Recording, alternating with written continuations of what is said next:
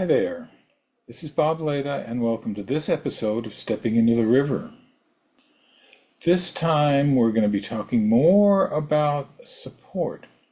We have a mandolin player. Mandolins are very tricky. They're so small, they'll tend to have the player become narrow and shrunken just because of their size. We work with grounding this week and what it means to be grounded and how that affects our performers playing. Grounding, yes, there's a physical side to it, but there's also a psychological side, and that has to do with how you believe you are, how far you extend into the world, into the earth, in every direction. You'll hear the difference in this player's playing, and I hope you enjoy it. So take a look, take a listen, and we'll see you on the other side. Emma, we're on. We got your crew here, extra eyes and ears, and they're here to offer insight and illumination into how you go about playing. Now, we'll do our usual stuff, compare Emma's top half to bottom half, which might be over-contributing to her playing. Left side to right side, where's home base? Where does she go when finishing a phrase? Or you could say, where does she play from? Front half to back half, what may be doing more to keep her upright? What you see about her breath and where your attention goes as Emma's playing. That's the general stuff. Anything in particular that you're either working on these days or you'd like them to look and listen for?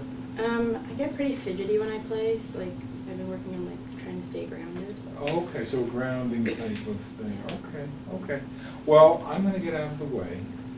Everything is all yours.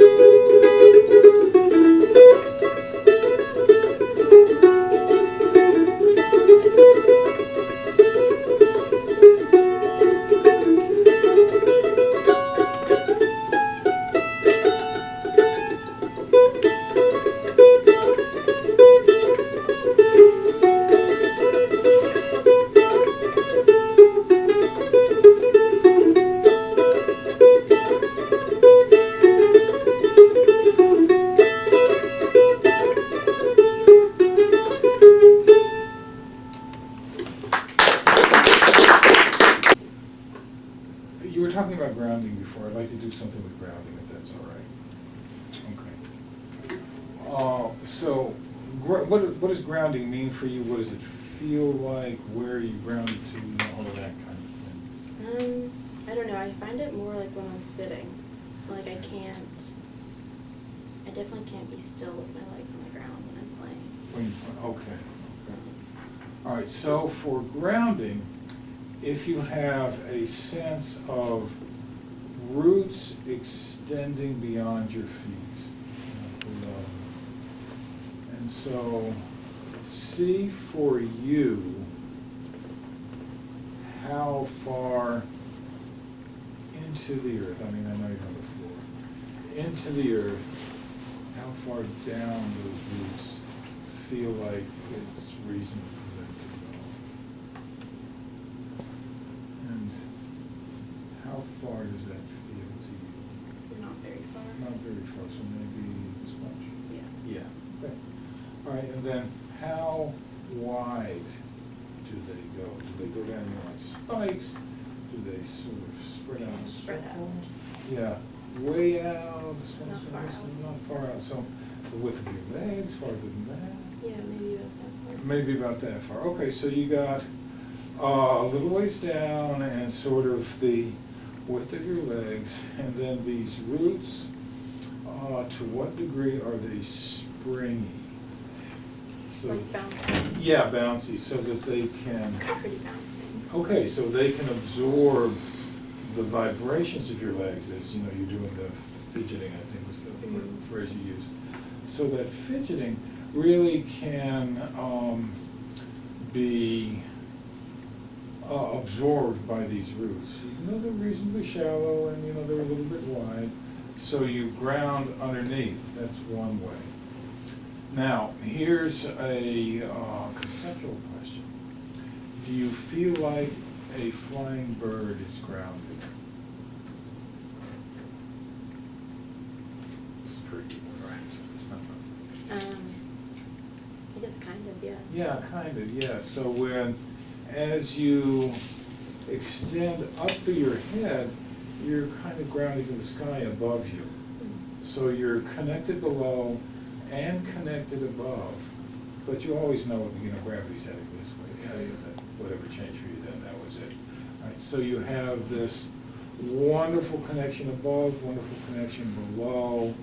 You know, it's also true to the sides, to what's defined by your roots. Yeah, that was very nice. Please play again with that as grounding, and we'll see what happens, okay?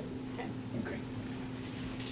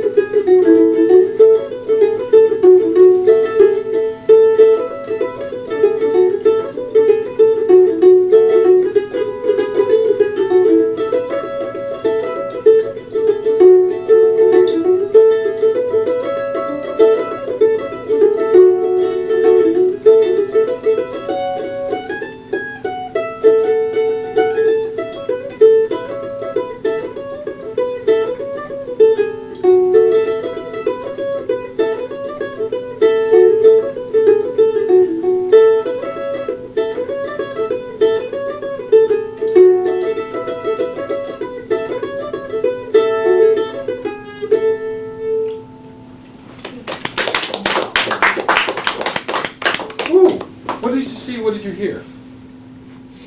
Yeah, David. I feel like before, when you were playing, sometimes like when you're trying to do like single notes, and you like were hitting the other string sometimes, and this time it was like a much more cleaner. Like Yeah. the single notes came out a lot more. Yeah.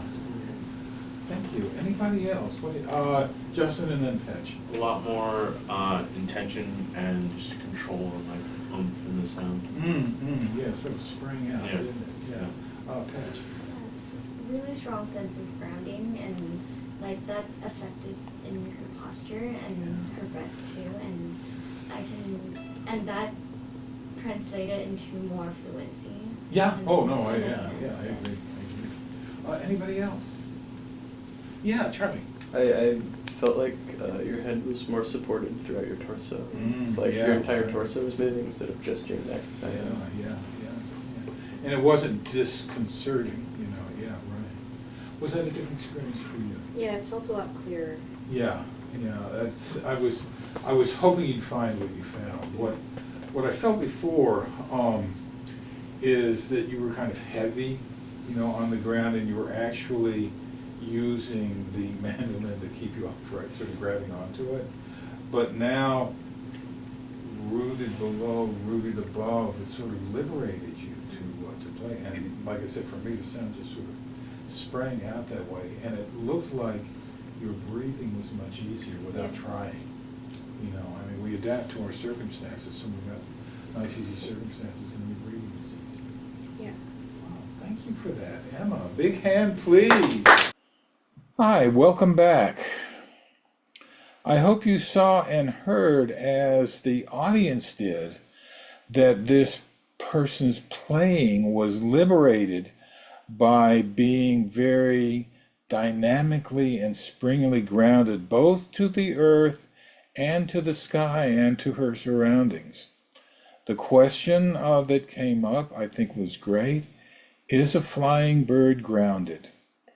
My feeling is yes. The bird always knows where the earth is and always knows where the sky is. And I think that's the essence of what grounding is about. We worked with width and depth and length as far as grounding is concerned, particularly through her feet, and she found a quality that let her play more easily and breathe more easily.